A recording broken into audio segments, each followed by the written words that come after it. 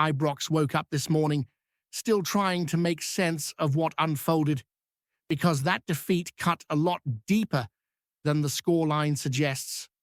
Losing by 2-1 against Hearts was already painful enough, but the real shock for many Rangers supporters came afterwards, when the assessment of the performance felt completely disconnected from what everyone inside the stadium actually witnessed. This was supposed to be a turning point, a match that could steady the season and restore some belief. Yet, what played out instead only added to the growing sense of frustration and confusion surrounding this team. From the first whistle, there was an expectation that Rangers would impose themselves, control the tempo, and show the authority demanded at this stage of the campaign. Instead, what fans saw was a side that struggled to match Hearts in intensity, particularly when it mattered most. There were moments of possession, yes, sir, but possession without conviction rarely wins you games in Scotland, especially against an opponent well drilled in set pieces and transitions. The opening goal that was ruled out for offside briefly lifted the noise levels, but even then it felt fragile, like something that could disappear just as quickly as it arrived. When the first goal was conceded, the mood shifted instantly. The defensive lapse from a corner was not just about positioning or shape, it was about awareness and responsibility in a key moment. Losing the ball cheaply in your own half, inviting pressure, then failing to deal with the delivery into the box is the kind of sequence that supporters have seen far too often. Before Rangers could even regroup, the second goal followed, and suddenly the match had slipped firmly out of control. At that point, going in 2 goals down at half-time felt less like bad luck and more like a consequence of recurring issues. What really inflamed the reaction afterwards was the suggestion that the performance up to that point had been fantastic. For many watching, that assessment simply did not align with the lack of urgency, the sloppy decision-making, and the inability to dominate the critical phases of the game. Fans are not blind to effort, but effort without sharpness, without cohesion, and without a clear cutting edge does not get you over the line. The idea that everything was working as planned only intensified the disconnect between the technical area and the stands. In the second half, Rangers did push forward with more intent, but the problems remained. Hearts dropped deeper, compact and disciplined, waiting patiently for counter-attacking opportunities. Breaking down a low block requires calm, movement and precision, yet too often the ball was lost at exactly the wrong time. Every misplaced pass fed the opposition belief and drained confidence from the home side. The goal that eventually came offered a brief spark of hope, but it never truly felt like momentum had swung decisively. What stood out most was how hard it was for Rangers to regain control. Once they fell behind, the game plan seemed heavily reliant on everything going right early on, and when that did not happen, there was no immediate alternative. That raises serious questions about adaptability and depth, not just in terms of the squad, but in terms of ideas. Scottish football is unforgiving in that sense. Teams will test you physically, mentally, and tactically, and if you do not respond collectively at full intensity, results like this are inevitable. Away from the pitch, the fallout continues to grow, particularly around recruitment. The summer business that was meant to propel Rangers forward now feels like a weight dragging the club backwards. One signing in particular has become the focal point of that frustration, not because of personal failure alone, but because of what it represents. A major fee, high expectations, and minimal return is a combination that always draws scrutiny, especially at a club where financial decisions carry long-term consequences. The reality is that this situation did not develop overnight. The warning signs were there long before the move was finalized, yet the gamble was taken anyway. Now, with the sporting structure that approved the deal no longer in place, the club appears ready to confront the mistake head-on. Discussions about a possible departure in the January window underline just how quickly patience has evaporated. It is an uncomfortable position to be in, both financially and reputationally, but there is a growing sense that continuing as things are would only compound the damage. Supporters understand that cutting losses can sometimes be the most pragmatic option, even when it hurts. Carrying a high-earning player who is not contributing on the pitch only fuels resentment and distracts from rebuilding efforts elsewhere. Interest from other clubs may be limited and any exit is likely to involve compromise, but the alternative is to allow the situation to stagnate further. That is a scenario Rangers can ill afford as they attempt to reset their direction and restore credibility. All of this feeds back into the wider picture at Ibrox, where change has come quickly and decisively in recent months. New ownership has not shied away from difficult calls, removing figures associated with decisions that failed to deliver. There is at least some encouragement in the willingness to acknowledge problems rather than paper over cracks. However, acknowledgement alone is not enough. What fans are desperate to see now is clarity, accountability, and tangible improvement on the pitch. Because words without visible progress only deepen the sense of uncertainty that currently surrounds the club. And the deeper concern running through the support right now is not just about one defeat or one misfiring signing, but about identity. Rangers' sides of the past, even in difficult periods, carried a recognizable edge. There was an intensity, a sense that no matter the opposition, no matter the circumstances, they would impose themselves physically and emotionally. What fans are struggling with now is watching a team that too often looks reactive rather than authoritative, waiting for games to happen instead of dictating them. That is why comments suggesting everything is close to where it should be land so badly. With the stands at Ibrox, expectations are not abstract ideals. They are built on history and standards that have been set over generations. Supporters do not demand perfection, but they do demand clarity and honesty when performances fall short. They expect that to be acknowledged plainly. The frustration grows when what they see with their own eyes is described in a completely different way afterwards. That gap erodes trust, and once trust starts to slip, every decision, every substitution, every tactical choice is viewed through a harsher lens. On the pitch, the lack of cohesion between the lines is becoming impossible to ignore. Midfield transitions are slow, defensive recoveries are hesitant, and attacking moves often break down before they reach a point of real danger. There are flashes of quality, moments where it looks like something is building, but they are too isolated to sustain belief.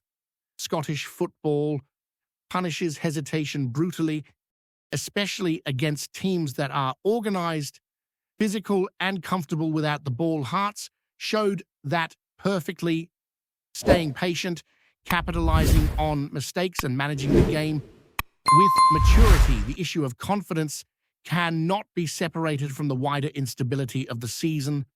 Players sense uncertainty just as much as supporters do. When managers change, when recruitment is questioned, when senior figures leave the building, it creates an atmosphere where no one is entirely sure what comes next. That does not excuse poor performances, but it does help explain why the collective level drops in key moments. The challenge now is to establish a clear direction quickly enough to stop that drift becoming permanent. January looms large in that respect. not as a miracle cure, but as a checkpoint. Decisions made in that window will signal what Rangers truly intend to be for the remainder of the campaign and beyond. Moving on from expensive mistakes would be an admission that the previous approach failed, but it would also free up space, both financially and psychologically. Keeping players simply to avoid embarrassment often ends up costing more in the long run, and the club seems increasingly aware of that reality. For the dressing room, the message has to be sharper as well. Competing at Rangers requires more than training well or showing effort in spells. It demands consistency, resilience, and a willingness to take responsibility when momentum turns. Too often this season, heads have dropped after setbacks instead of rising. The best Rangers teams thrived on adversity, using it as fuel rather than allowing it to dictate the narrative of the match. Supporters will back a rebuild if they can see it taking shape. What they struggle to accept is stagnation dressed up as progress. Results matter, performances matter, but so does transparency. Saying that steps sideways are part of the journey might be true in theory, but at a club chasing standards this high, sideways movement quickly feels like standing still. Every drop point, every passive display magnifies the pressure because there is little margin for error left. There is also the question of leadership on the pitch. When games turn hostile or chaotic, who takes control, who slows things down, who demands higher levels from those around them? That presence has been inconsistent, and without it, structure quickly dissolves. Football at this level is often decided not by elaborate tactics, but by who handles decisive moments better. Corners, second balls, defensive concentration. These are areas where Rangers have been punished repeatedly. The coming weeks will define more than just league position. They will shape the relationship between the team and the support. If performances continue to jar with post-match narratives, the disconnect will only widen. If, however, there is a visible shift in intensity, organization, and accountability, patience may return, even if results take time to follow. Rangers fans are demanding, but they are not unreasonable.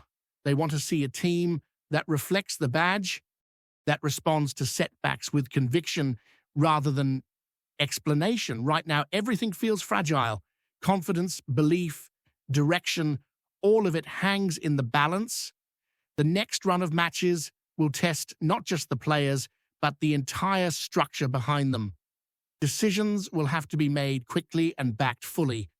There is no room left for half measures or comforting illusions, because Scottish football has a way of exposing reality sooner rather than later, and at a club like Rangers, reality always arrives under the brightest possible spotlight. The pressure that comes with that spotlight does not ease simply because explanations are offered. At Rangers, scrutiny is constant, and every performance is weighed against what the club represents. Players quickly learn that reputation elsewhere counts for little once the ball starts rolling at Ibrox. What matters is how you respond when the tempo rises, when the crowd demands more, and when mistakes threaten to define the afternoon. Too often this season, the response has been hesitant, and hesitation at this level is costly. There is also a growing feeling that the team lacks a clear emotional trigger, something that sparks urgency when control begins to slip away. In past eras, that spark could come from a crunching tackle, a burst of pace, or a vocal presence dragging standards upward. Those moments still appear occasionally, but they are not sustained, and without continuity, they lose their power. Football in Scotland rewards teams that stay switched on for every minute, especially in matches where margins are thin and patience is tested relentlessly. From the stands, the atmosphere reflects that uncertainty. Supporters want to roar the team forward, but belief is harder to summon when patterns repeat themselves. A misplaced pass here, a lost duel there, and the tension builds quickly. The tension feeds back onto the pitch, creating a cycle that is difficult to break unless someone takes ownership and shifts the mood decisively. Until that happens, every home match risks becoming a battle not just against the opposition, but against doubt itself. What happens next will depend on whether lessons are truly absorbed or merely acknowledged. Improvement cannot be theoretical. It has to be visible in sharper starts, better game management, and stronger reactions when things go wrong. Rangers do not need perfection to restore faith, but they do need evidence that the direction is changing in real time. Without that, frustration will continue to simmer, waiting for the next moment to boil over. Before we continue, make sure to subscribe to our channel and turn on notifications to get all the exclusive news about Rangers FC. Don't overlook any details about your beloved team. It's crucial for Rangers FC fans. Whispers around Ibrox are growing louder, and the name doing the rounds is one that few would have expected to hear in a Rangers context. Joao Felix, once hailed as one of Europe's brightest attacking talents, is being linked with a shock move to Glasgow, with sources suggesting the Portuguese forward has been intrigued by the club's continental ambitions. Nothing is signed, nothing is sealed, but the chat in the corridors of the game is that the idea has taken root. Those close to the situation say Felix has been weighing more than wages or short-term comfort. The pitch, as it's understood, centers on a European pathway that promises visibility, responsibility, and a chance to be the main man again. Rangers' recent habit of making noise beyond Scotland, coupled with a clear plan to rebuild around technical attacking fit bar, is believed to have caught the player's eye. For a footballer seeking rhythm and relevance, the lure of being trusted rather than rotated could be powerful. There is also talk that the Ibrox atmosphere has been sold as a factor. The roar of the stands, the expectation to take the ball in tight spaces, and the demand to make things happen every week might suit a player who thrives on confidence and connection with the crowd. Insiders hint that Felix views Scotland not as a step down, but as a stage where he can remind Europe what he's about, free from the constant churn of bigger leagues. From the Rangers side, the speculation fits a broader narrative. The club are said to be exploring statement signings that shift perception, players who bring pedigree and imagination.